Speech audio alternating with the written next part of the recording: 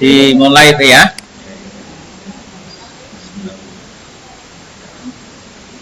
Assalamualaikum warahmatullahi wabarakatuh.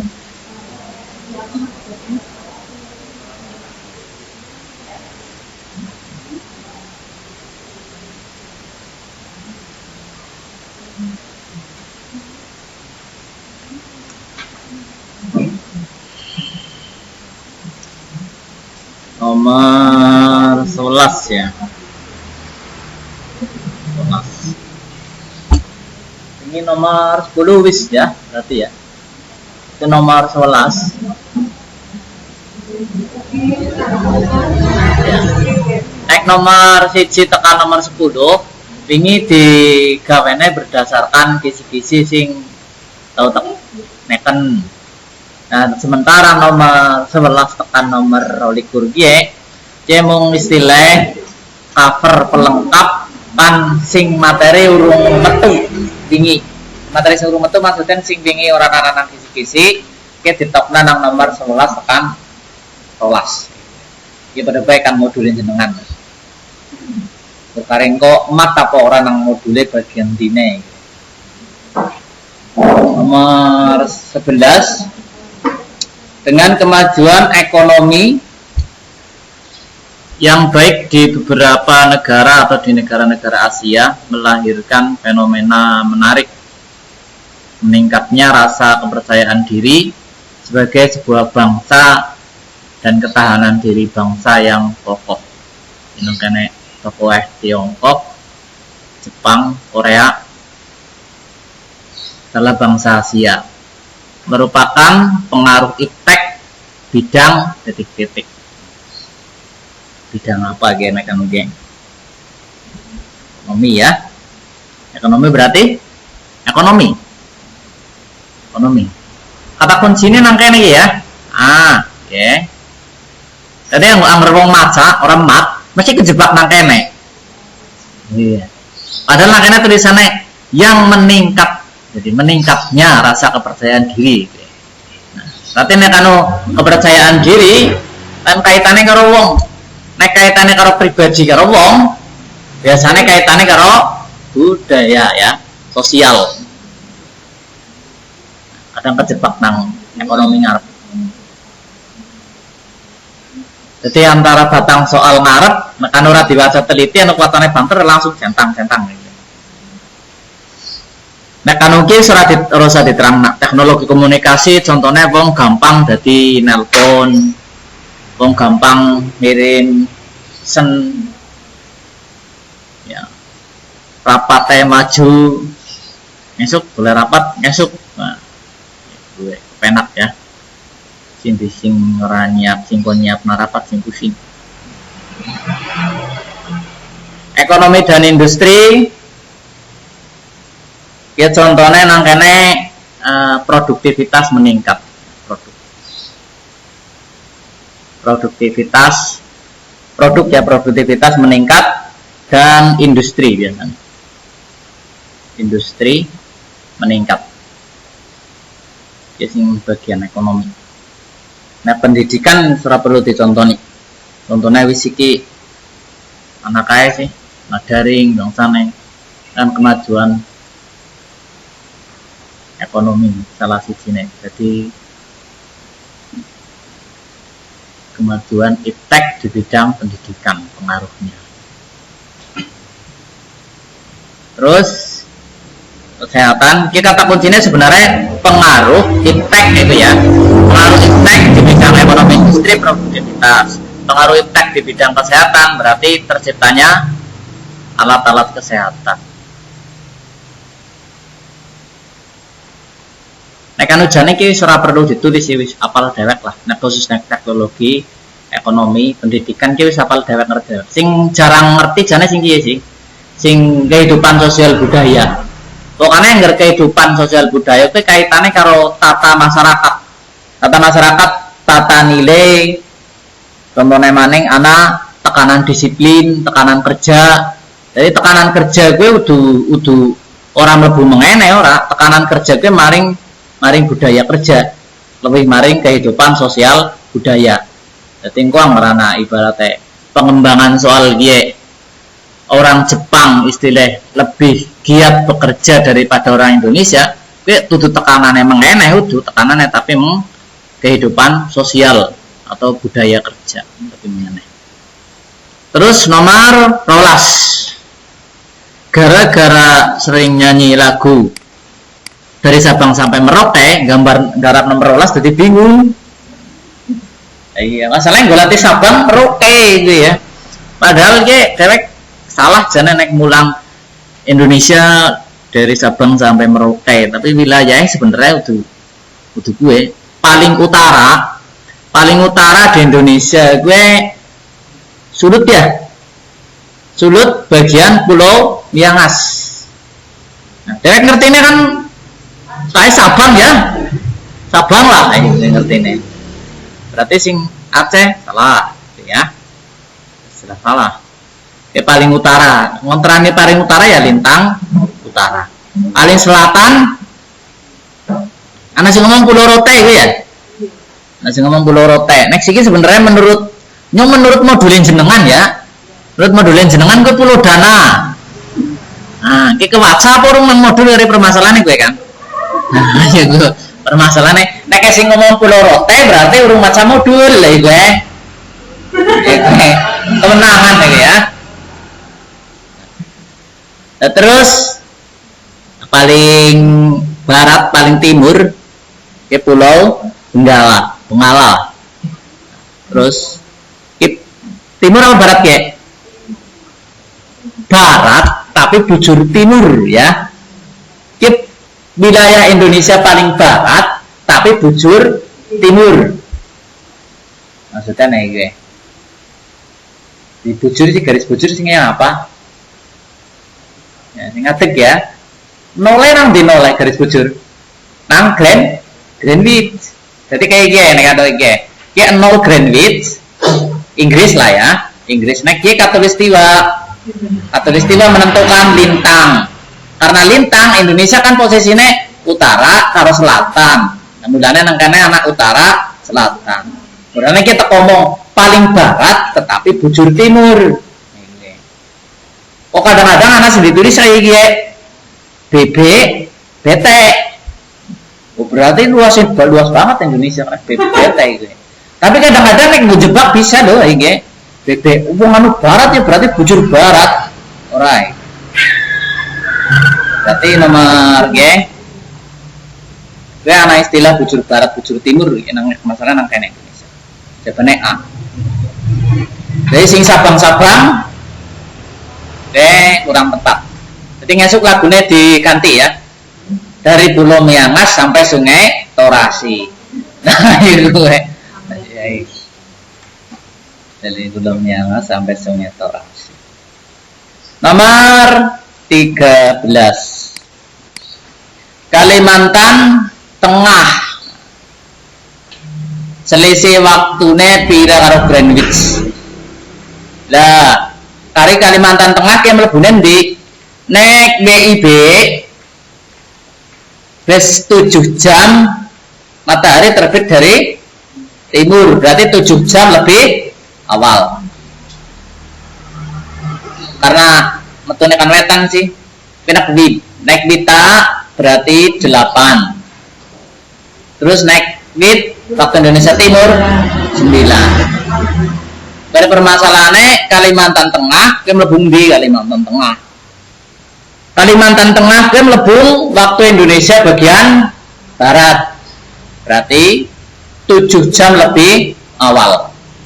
Oke, 7 jam lebih awal. Sing mlebu Wita Kalimantan dia. Sing mlebu Wita. Tim ya. Tim mlebu Wita. Nusa Tenggara ana sing mlebu Wita apa ora? Apa Maluku?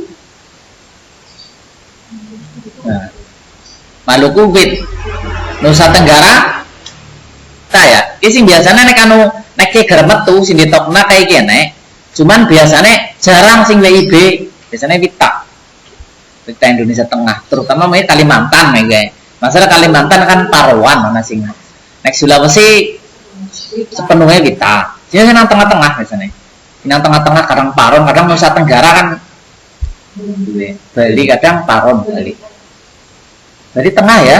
Tengah. Gitu ya. Kita. Waktu Indonesia Tengah kita. Wit waktu Indonesia Timur. Wit atau Wita. Soal kayak gemen pernah metu ana sing gambar, ana sing tulisan tok. Gemen nang CPNS soalnya kayak gini metu kan, tapi kan udah gambar metune ya. Masih kelingan orang kita metu kayaknya, cuman ya dimungkinkan.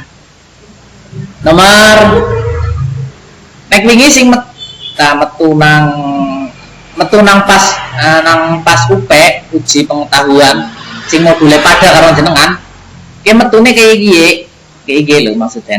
Jadi kiji kota ya untuk provinsi ya, kota kar Greenwich selisih pira gitu.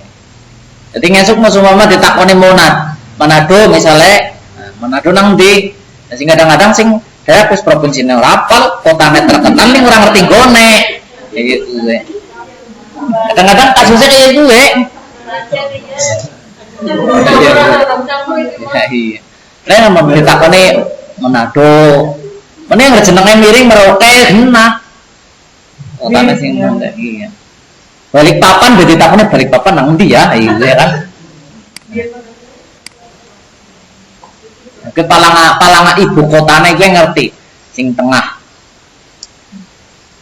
Nomor 14, secara geologis letak Indonesia di antara sing jenengane geologis ya letak berdasarkan lempeng bumi. Aku mau keliwat lempeng bumi. Jadi nek letake berdasarkan lempeng bumi kuwi geologis.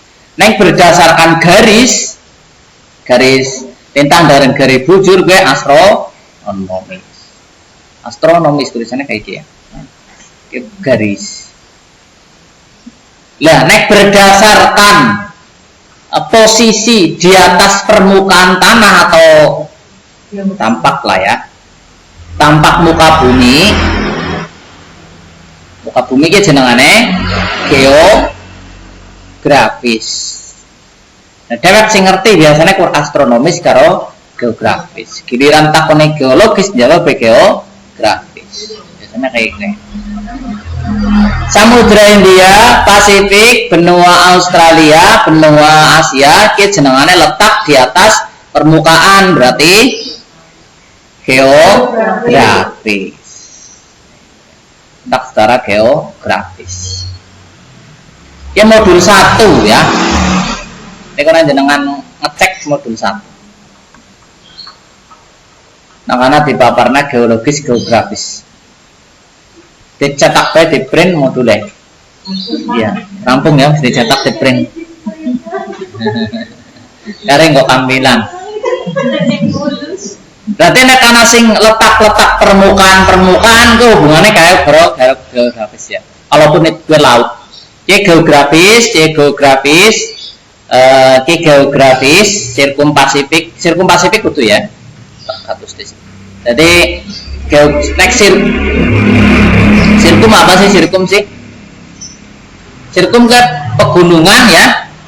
Sirkum ke rangkaian gunung. Baik kau nang dhuwur daratan maupun nang jero lautan. Jadi sirkum Pasifik gue rangkaian pegunungan yang beralur dari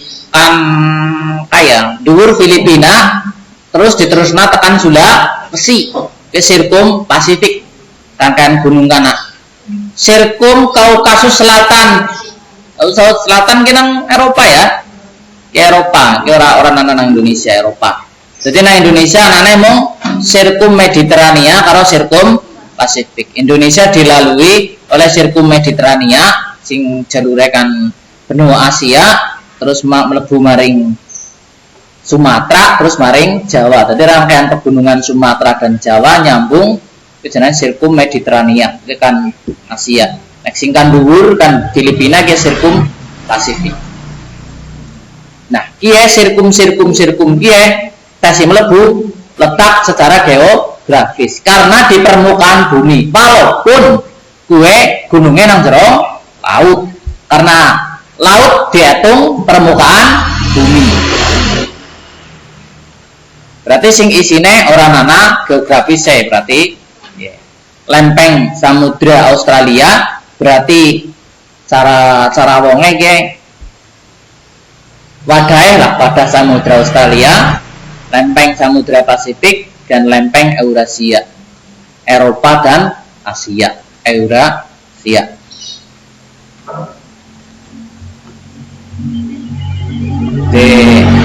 Besok soalnya karena di umpama metu soalnya karena dicermati jalukannya apa, geografis, geologis. Kadang-kadang kayak kita harus yakin sih, yakin Indonesia nanang samudra India kalau Pasifik. Ya iya bener ya, ini kan pertanyaannya kayak gue.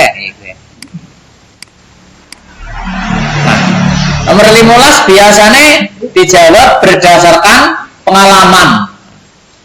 Sejarah yang bahas masa lalu itu ya. Ya, padahal ini beda, tidak harus dikarpena. Historia dari bahasa Yunani.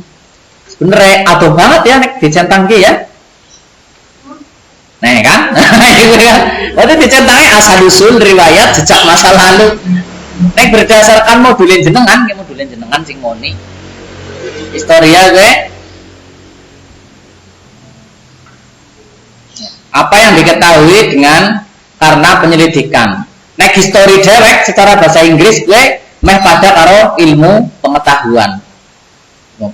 Sedangkan nek kiye sing kiye karo kiye dia kan anu nek jenengan deleng nang Google diketik history metune kiye kladak kayak gitu. Tapi secara modul salah kayak gitu ya. Jadi kadang anak beberapa poin sing di Google metu tapi dipadukna karo modul salah. Kayak gitu. Terus nomor 16. Endi iki? Kerajaan Islam tertua. Kerajaan Islam tertua. Dewek ngertine gemen kadang SD Samudra Pasai. Padahal Samudra Pasai metune tahun pira? 1267 nek ora salah. Sekitare nggih. 1267. Terus Pagaruyung 1347. 13 tahun-tahun masa ini. Ternate 1257. Jadi Samudra Pasai karo Ternate di Ternate. Berarti kemungkinannya udah kue. Nek kiye paling awal itu Perlak 840. Perlak mengko sing dadi kerajaan Aceh. Sedangkan Malaka 1405. Perlak dadi kerajaan Aceh, lah mengko kerajaan Aceh runtuh terus mlebu maring Samudra Pasai terus Malaka. Ya sing jarang ngerti ya Perlak.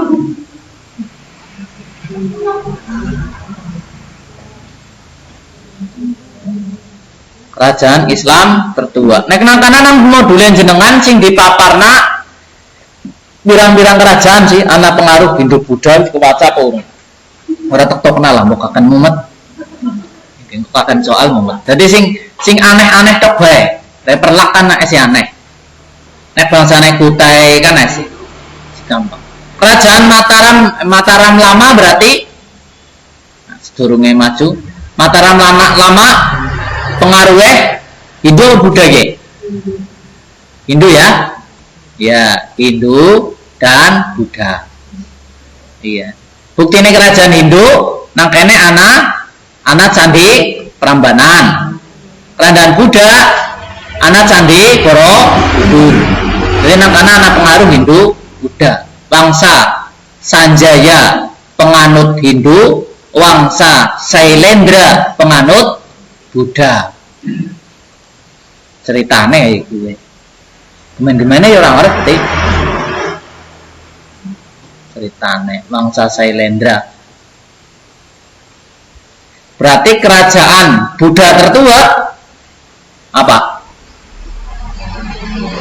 Kerajaan Buddha tertua harusnya Mataram Lama, walaupun angkanya campuran gitu ya, harusnya. Tapi yang nasi ngomong Sriwijaya. Sebenarnya Sriwijaya dewek ya wis ana semangsa Mataram Lama ge wis ana Sriwijaya, tetapi Sriwijaya kuno. Nah, Sriwijaya sing tenar kan merga ibaratnya salah satu putra mahkota Mataram Lama Melayu Bang Sriwijaya, bala putra dewa kalah pamor ya karo Ipene, jadi Melayu Bang Sriwijaya.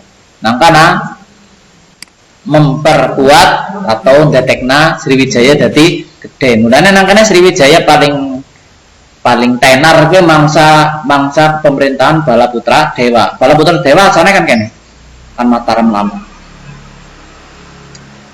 Pengakuan kedaulatan Republik Indonesia pertama kali, wah apa maning deh, perjanjian maning ya.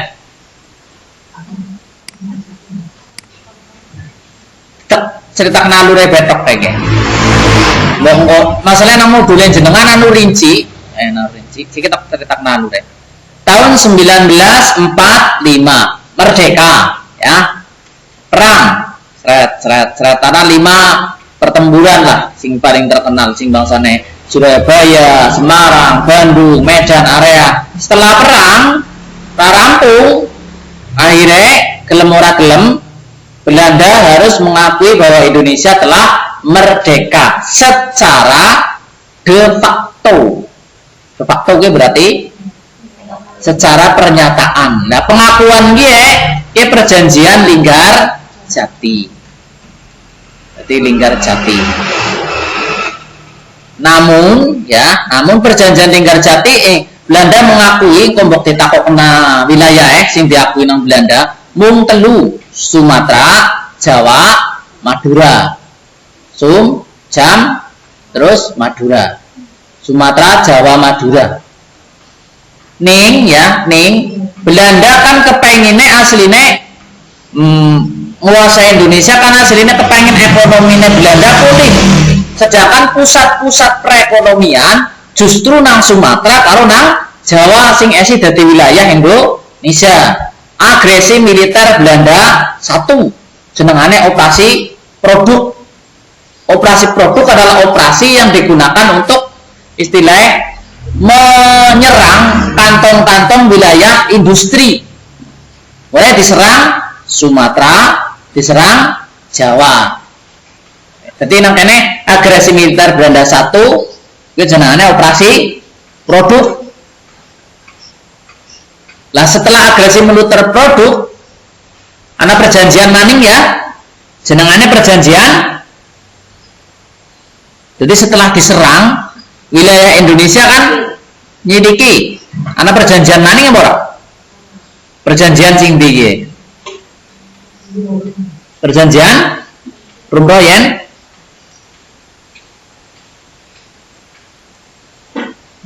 perjanjian Renville ya. Renville. Tapi ana sing ngomong Renville terjadi setelah agresi militer Belanda 2. Di Renville itu masalahnya Belanda hanya mengakui wilayah Jawa Tengah, Yogyakarta, dan Sumatera. Nang Renville gue. Nang kena Renville berarti tulisnya nang ndi sih ya? Yogyakarta, Jawa Tengah, terus Sumatera. Berarti Jawa Barat wis ora mlebu karena wis diduduki Belanda. Terus agresi militer Belanda 2, operasi gagak diserang Yogyakarta untuk menawan pemerintah Indonesia, kepala negara Indonesia. Jadi Jogja diserang pada waktu agresi militer Belanda 2 sing jenengane operasi gagak, melumpuhkan pusat pemerintahan dan dianggap Indonesia orang anak. Peralihan kekuasaan ke PDRI. Jadi peralihan kekuasaan ke PDRI. Pemerintah Darurat Indonesia, Presidennya Syarifuddin Prawira Negara. Presiden yang tidak pernah disebut dalam sejarah nasional padahal Presiden Indonesia. Tidak dihitung Presiden Indonesia tekan sikike asline wis 10. Nek jujur. Masalahnya dalam masa transisi diserangnya Jogja pada agresi militer Belanda 2, PDRI berdiri, Pemerintah Darurat Republik Indonesia. Syarifuddin Prawira Negara ngedegna PDRI. Nek ora ana iki ya wis ora Indonesia. Nah, sawise bali maning, lah sawise kuwe ana mbane perjanjian Oyen untuk menghentikan kedua belah pihak, menghentikan saling serang menyerang dan menghentikan para gerilyawan dan tentaranya, dan akan mengadakan perjanjian untuk KMB. Pengakuan secara de jure ya nanang konvensi meja bundar. Gampangnya iki ceritane.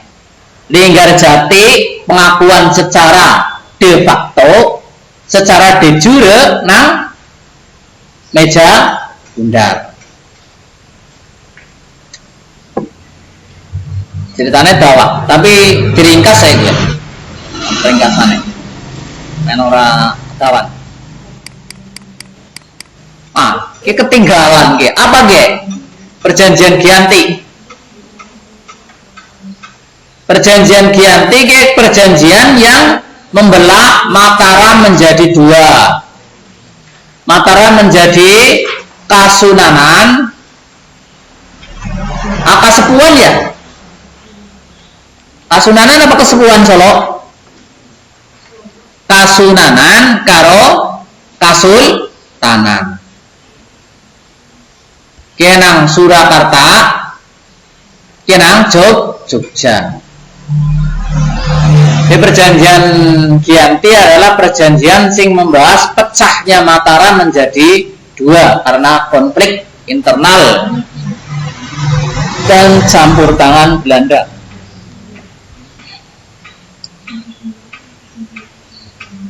Perjanjian Giyanti.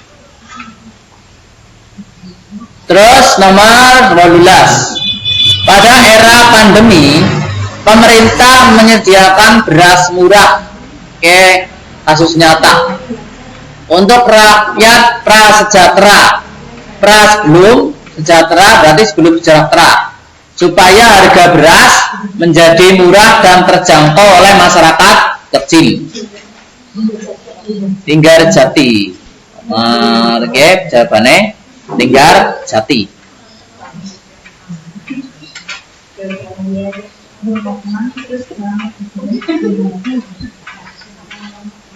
Linggarjati ya.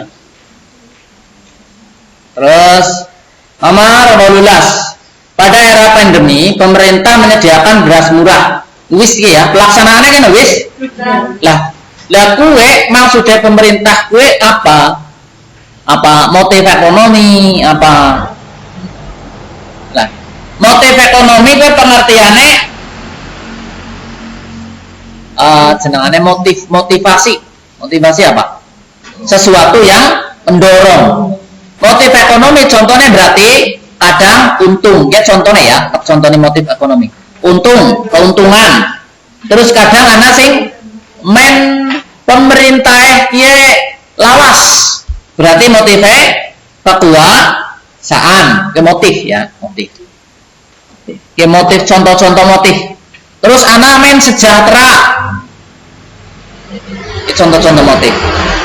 Terus ana masalah sosial, motifnya men darane wong sosialita. Anak tane orang melu ya. Yang sosialita jadi repot. Sosialita itu anak ditane repot. Prinsip ekonomi gue wis sering ngerti lah. Prinsip ekonomi apa? Menggunakan modal sekecil-kecilnya memperoleh yang sebesar-besarnya ya gue. Jane orang nana itu ya, orang nana. Menggunakan modal sekecil-kecilnya untuk memperoleh sesuatu yang sebesar-besarnya. Nana ya. Kayak sing anane kayak gue mung ketek. Wong buang angin itu ya. Saya gue modal sekelas ini uli kelas. Langsung ngomber kelasnya sih. Ya. Ya prinsip ekonomi ora perlu dijelasna. Wis akeh sing paham. Sebenarnya prinsip ekonomi iki ana tiga, nek anu dijelasna ana telu sih. Ana prinsip pengorbanan. Jadi untuk memperoleh sesuatu benda, dia harus mengorbankan sesuatu. Mungkin duitnya, mungkin tenagane, mungkin liane gue. Bisa juga prinsip biaya. Untuk mendapatkan sesuatu, dia membutuhkan biaya untuk memperolehnya. Sing terakhir margin. Margin gue jarak ya. Jarak antara sesuatu yang dikorbankan dengan yang didapatkan, imbang apa ora. Umpamane nyong tuku pulpen regane 1.000. Pulpen biasa, lagi kan jenengane taman banget ya. Perilaku ekonomi, lagi sing disebut perilaku ekonomi ya. Jadi perilaku ekonomi secara definisi gue usaha mengatasi masalah dengan keterbatasan sumber daya yang dimiliki. Usaha orang usah ditulis lah, pokoknya sih penting ngerti contohnya ya. Usaha mengatasi masalah dengan keterbatasan sumber daya yang dimiliki. Contohnya ki agi pandemi kan keterbatasan akses. Jenengannya perilaku ekonomi. Nah, umpamanya jenengan arep tuku mobil, duitnya anane mung 50 juta. Berarti perilaku ekonomi ini udah tuku mobil anyar ya. Tuku mobil sing second, itu perilaku ekonomi ini. Jadi mengatasi permasalahan kepengen gawe mobil, keterbatasan dana. Terus ilmu ekonomi ora perlu dijelasna. Ilmu yang mempelajari tentang perilaku manusia untuk mengelola dan mendapatkan berbagai sumber daya yang terbatas. Intinya kayak ketok. Jadi ilmu yang mempelajari cara manusia memperoleh sumber daya. Itu gampang. Hukum ekonomi secara garis besar seluruh aturan yang berkaitan dengan kegiatan ekonomi. Ora ketahuan. Masalah ketahuan ora kowe. Tek ndek disit. 32 menit.